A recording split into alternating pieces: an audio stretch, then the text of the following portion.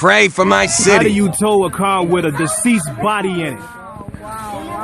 They are towing the car with a deceased body in it. They bogus. They can't tow no motherfucking car with them in there. Why the fuck they towing the car with them in there? They can't tow that car with them in there. How do you tow the car with a body in it? The fuck? You tow a car with a body in it?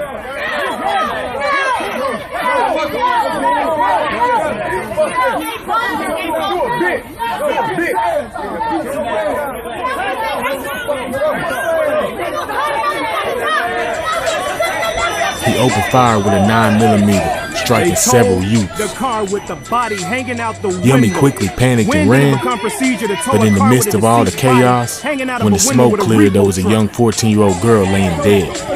Her name was Siobhan Dean. She was hit by a stray bullet and had no connection to any of it. I heard 2 shots. And when I heard the 2 shots, my 2 kids was on the porch. So I was sitting to the table eating my supper at the time.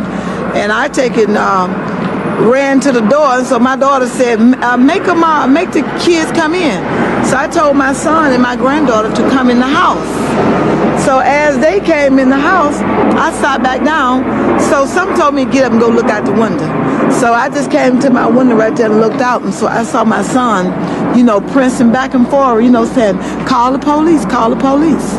And so then I ran out the back door with my shoes off. And he said, somebody's daughter is laying down here hurt. So, I don't care who child is, I want to help. So I ran out the back door and ran right here. And I still didn't know it was my niece laying down there. And so my brother, he ran out the door, and he ran right there. And then I'm pretty sure he said that he knew it was his daughter. I'm pretty sure that my brother knew what she had on, her clothing. So he ran and he looked at her and he put his hand on her and felt her pulse. So he said, she still have a pulse. So he said, call the police. The police were there so quick. I mean, they was here on arrival. And so the police, they came and put white gloves on, and they felt my niece, But I knew, she wasn't going to make it. And so the police said that she's not going to make it, So they hurried up and they got everybody back. And so they immediately moved Siobhan, took her to the hospital. And that's when they pronounced her death. Where was she shot? In the back of her head. Because, see, to what I saw, she had her coat kind of tilted over her face. So when my brother moved her coat, she had her hand like this, laying. It looked like her eye was swollen, and her whole head, she was laying in a puddle of blood. On August 31st, Yummy was met by 2 brothers, Craig and Derek Hardaway. They told him they was taking him to a safe space where the police could not find him. And of course, he trusted them. He was only 11 years old. He had no clue what was coming next. They took him to a railroad underpass on East 108th Street, told him to get on his knees, and shot him twice in the back of the head. Yummy's 11-year-old lifeless body was discovered September 1st in the early morning. The Hardaway brothers were eventually caught and convicted of the murder of Yummy Sandiford, though they chose not to tell who sent the hit. They were the only 2 ever tried in the case, even though they say others were involved. Why not tell? Because I was believing in the foolishness they was telling me, as far as the gangs and that lifestyle. What did they tell you? How they gonna be there, support, take care of us, our families, everything. And? Nothing. Literally nothing. No letter, no contact, no money for me, my family, they needs, no lawyer, literally nothing. Over the years, there have been plenty of people who have talked about the Yummy Sandiford murder. One was Tupac Shakur. He seemed to be obsessed with getting the story out and to show how the destruction of the black community is killing our children.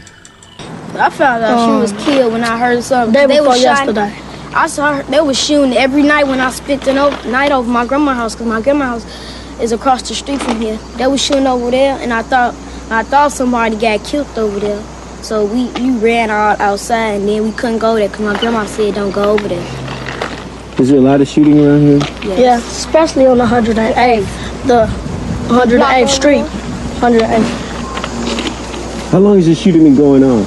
Years? Months? Well, Months. no, a few weeks. Months and weeks. Yeah, months and weeks. It just started back last week over the gangs. Are you scared when you go outside? Sometimes. I'm not scared. When is it worse? At night. At night. Because that's when they all come somebody out. shooting close to your house, scared to get by the window. Yeah. They might shoot through the window and shoot you.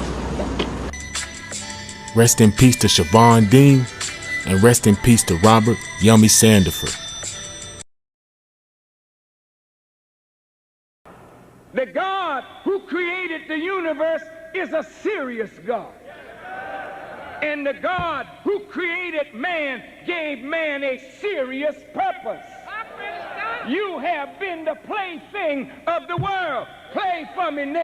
Sing for We me, need to Nick. set up a Dance ministry for of me, Nick. defense Jump for me, that Nick. goes out in the Fight for me, community Nick. to talk Run to for me, gangbangers and drug pushers, to get them to be protectors of our community rather than destroyers of our community. Don't sit back and say, them gangbangers, them hip-hoppers. Hip-hop is an art. And don't you talk down on it just because it has something in it that may not be to our liking. Talk up to it, because the hip-hop artist is the new leader. He leads the people wrong, but the same leader that leads them wrong can lead them right if you put the right message in their head and in their hearts. Let's go get our hip-hop artists.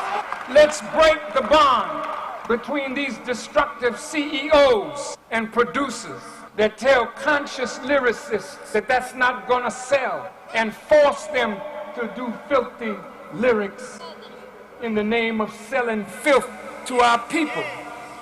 Thank you, Reverend Jackson, for trying to get black people to stop using the term nigger.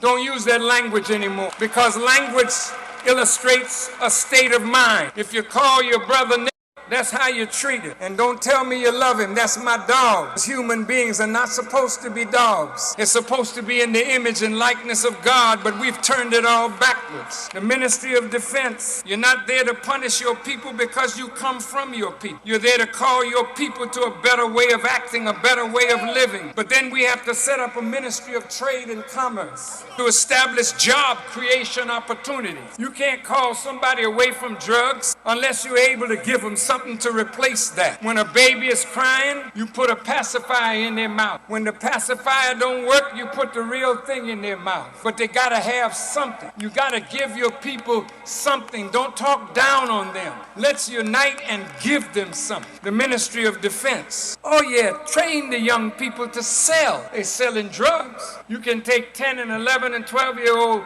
and teach them how to sell. Then all these black people that make products, all these white people that make products that our people need, go buy the product, sell the product, make a profit. See, gangs, you're looking at it wrong. If I were in a gang today, I'm in the Nation.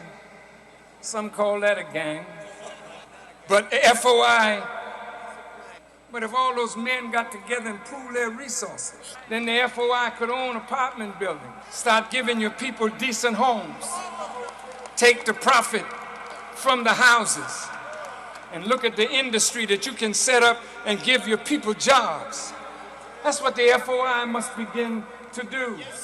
That's what gangs must begin to do. Stop killing and start living.